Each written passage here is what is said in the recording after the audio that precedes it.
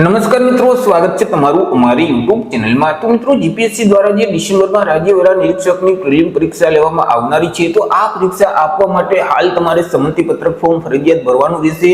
તો online form જાતે કેવી રીતે ભરી શકાય તેના વિશે આજના વિડીયોમાં આપણે સ્ટેપ બાય સ્ટેપ માહિતી મેળવશું। પરંતુ તે પહેલા વિડીયો ગમે તો લાઈક અને શેર કરી દેજો, ચેનલમાં નવા હોય તો ચેનલને સબસ્ક્રાઇબ કરી દેજો। તો ચાલો મિત્રો, વિડીયોની શરૂઆત કરીએ।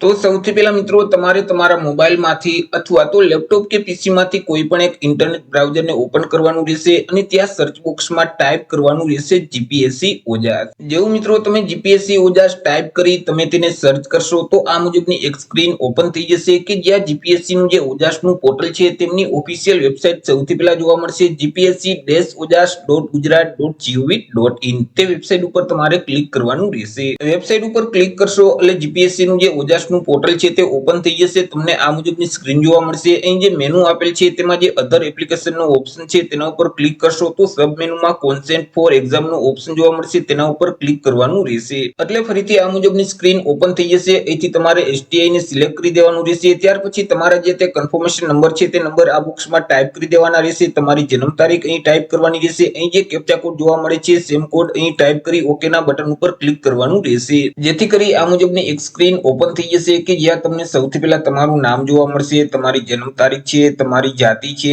જેન્ડર છે, તમારા કન્ફર્મેશન નંબર છે, આ તમામ વિગત તમને જોવા મળશે। નીચે સ્ક્રોલ કરશો એટલે અહીં અગત્યની સૂચના આપેલ છે તેને વાંચી લેવાની રહેશે।